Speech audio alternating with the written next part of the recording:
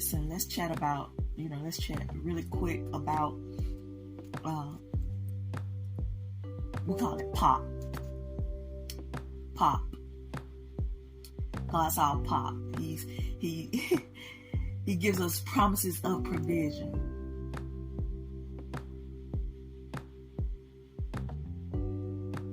He is our storehouse. He is our supply house. He is our source. He is our resources. He's P.O.P. He's promises of provision.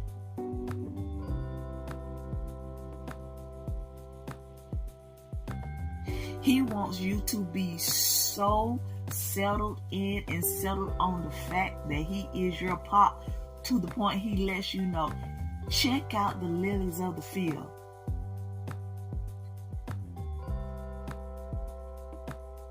They decked out, they dressed to the nines, but they have nothing on you. He even takes our attention and puts our focus on a nasty bird known as a raven. No shade to the raven, but we just said what Scripture says. A raven in those times when being mentioned, the reason it was mentioned is because letting you know he can use anything and anybody to get what he needs to you. As I get older, I understand more when he says, I will give you the desires of your heart. Yeah, it's things that we want. But we have to admit, a lot of things that we want are not in alignment with his will. I don't want it. If it ain't kingdom, I don't want it. You could keep that. Listen, keep it. If it has man's price tag on it, you can have that. Tap check and say, you can have that. Get that back. Tap chat and say, take that back. We don't want, if it's not kingdom, if it's not from the divine, if it's not from God, we don't want it. Because I found out if a man give it to you and put a price tag on it, they could take it back. They're going to talk about it. They're going to hang it over your head. All those things. But like I was saying, the older I get, I understand, yes, he will give you the things that you desire. But as you continue to get closer and closer to him and keep evolving and ascending, you will look back. I'm talking about, we're in a time that you could look back 2 and 3 days and not even want what, it could be Friday and you no longer even want what you desire on Monday. Here's a desire that you want. You want the desires that what he desires. Can you imagine the desires that God, the creator of all things, Alpha, Omega, Jehovah Shalom, Jehovah Tsidkenu, Jehovah Rapha, can you imagine?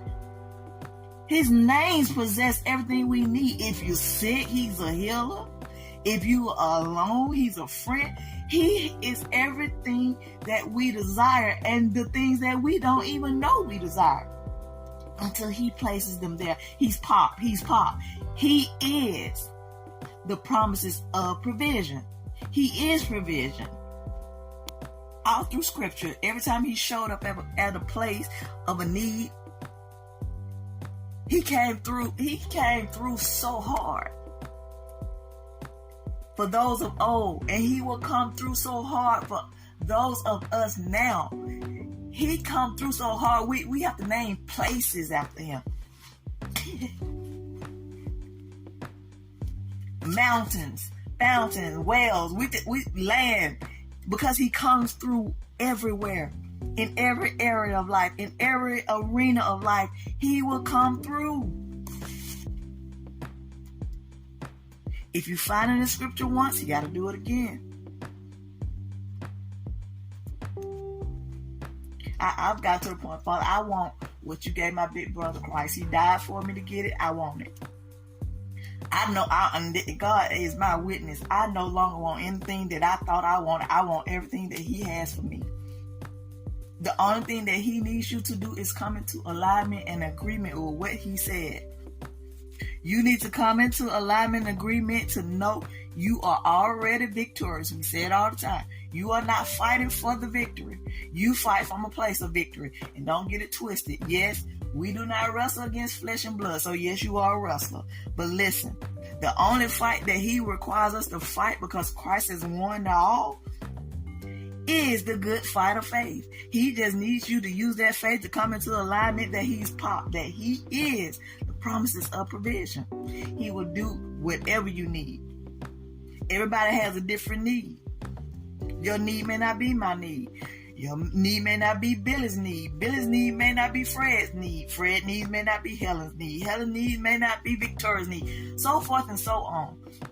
But again, he came through so hard for the people of old, and he looks forward. That's the thing. It's like we've been so touched, not church. You know what we say? Church is when you take the R, the relationship out of church. Church, you just live with church. All that rhetoric and religion, you going and you shouting, knocking over everything and falling out and getting up the same, going home still broke, busting and disgusted, still going home to the same toxic house, still going home to dynamics of dysfunction. Ain't nobody doing that in 5783. Ain't nobody doing that in 2022 or 2023, so forth and so on. We're done. We know who we are. We know who he is. He's P.O.P. He is the promises of provision. Come into alignment with that thing. Get your mind right. He told all of us, and let me tell you, for those of you, I've been there. They want to call you mental because you don't think like them, and because they can't control your thought pattern, because you don't think like them, because you don't want to be boxed in. You don't want that toxic bloodline thinking you're the one with the mental problem. You crazy. That's cool. Let them know, yeah, you've lost your mind. They said that too about me. I have the mind of Christ. But listen, the Apostle Paul told on us all, Scripture told on us all, renew your mind. Bring your mind up. Get it up on the level what P.O.P is, your provision.